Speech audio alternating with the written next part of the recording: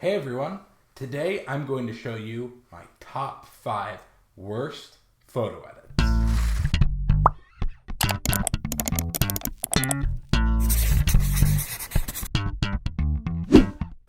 So I've been doing photo editing since I was about 10. I found a copy of Adobe Photoshop on my dad's computer and started messing around with it. I've only been doing the photography thing for a couple of years now. When I first got my camera, I had got a Canon T6 Rebel, one of those kits you can get at like Costco or Sam's Club. I originally just wanted more things to edit. I didn't think I was going to be going into photography. And then I realized, oh yeah, I could become a photographer now that I had a camera. So I started taking pictures of everything. And, when you take pictures, a lot of it is then culling through, seeing, okay, what is good and what is bad. And I think a big thing is making sure that you keep the photos that you want and you get rid of the photos that you're not going to use. Well, back then, I had a very low bar for what I thought was keepable and sometimes even postable on my Instagram. So today I'm going to show you my top 5 worst photo edits. The first one is of a trash can, which you can see right now. This trash can was just on campus at my college, and there's nothing really good about this photo. I think I submitted it for some stock photography sites, but it looks really bad. First of all, it is out of focus. And this is during a time where I didn't bother shooting in manual or any of the other settings. I just shot auto, which is fine, especially when you first start out. But I've noticed, especially on like the T6, is that it overexposes a lot, which isn't great, and especially sometimes it has too high of a shutter speed in the auto, which means that unless you have a tripod, it's not going to look great. This one's just not stabilized at all, and it's just generally not interesting. Again, when going through these photos, it was figuring out, okay, but does it sometimes serve a purpose? Sometimes photos that you keep that might not look technically the best, sometimes either have a really cool effect or really good meaning behind this.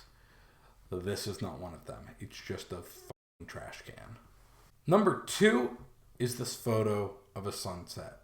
So in our backyard, we sometimes get pretty cool sunsets. But it's secluded by a lot of trees. And I was just like, ooh, a sunset. And what I did is, I shot it. I think it looked okay. It was like near the end of the sunset. And I put it into Lightroom. I think I found like a preset. Especially when I first started out, I just relied on presets. I didn't try to make my own edits. I didn't play around with settings. And I just bumped that saturation slider all the way up. I changed the white balance, heavily magenta. And it looks like the equivalent of a kid who has had so much sugar. There's just so much going on, and it's hard to look at. And I think it was meant to look really cool, but it just looks like a frickin' hazy mess. Number 3, this is a photo of my dog, Honey Bear. So around the same time that I got my camera, we got our dog, Honey Bear. Yes, she's as adorable as you'd expect. And right here are some good photos of her for you to enjoy. But we were on a boat at my grandparents' lake cottage, and I think I zoomed in pretty high. I think it cropped it in, and then I used a black and white preset, and you can see the contrast is really high. It's not really in focus, and I put a watermark. I was that proud of it that I put a watermark on it. Granted, I watermarked, everything, but it's just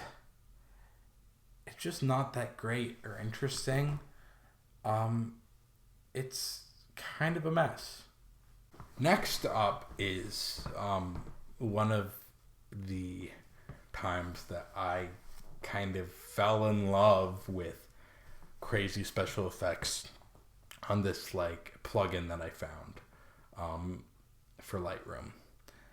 And I think that plugin no longer working with my computer is one of the best things to ever happen to me as a photographer, because it did really cool effects, gave you the sketch effect, and it gave you the a lot of different cool effects. But I think it held me back as a photographer because I relied on that instead of learning techniques on Photoshop that made it more realistic and gave me the effects that was doing, but a whole lot better, instead of just being a one-click thing. And I think if you get too used to being a one-click thing, you're not learning anything. And I think it's too easy to just say, wow, this looks good, being impulsive, closing out and publishing it on your Instagram, which is something that I did from the start. So this photo is of my a cappella group. We had just finished recording a video, and, I was like, let's do a photo shoot for our Instagram. The photo's fine. It was composed well. It was taken by someone else, but on my camera. But I thought it would be cool if I gave it a laser effect. I mean, it's one of those that I just look back and I'm like, what the hell was I thinking? It just wasn't good.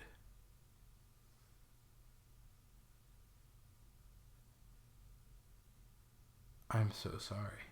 And number 5, the granddaddy of all bad edits, is this one.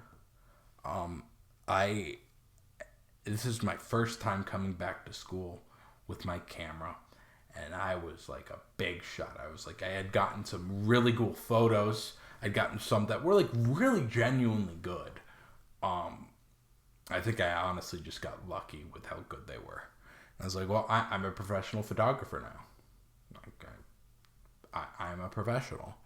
And so I was shooting this event that I was working on. And boy, was that night a mess. I got a lot of just bad photos. I've deleted most of them. But for some reason, I kept this around. And I'm glad I did. First, let's just talk about the sepia. Personally, I'm just not a big fan of sepia. It's just not interesting. If you're gonna do desaturated, just do black and white. It's just, first of all, it is way too underexposed.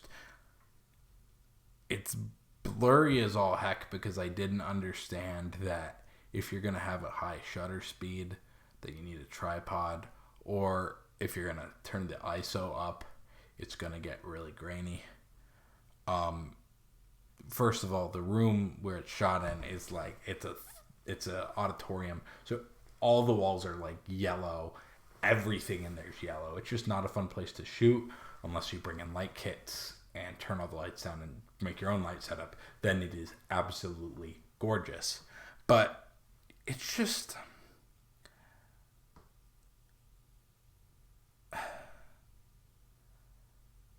really, really bad. And I feel bad for this guy in the photo for just being associated with this photo. It's just, oh man.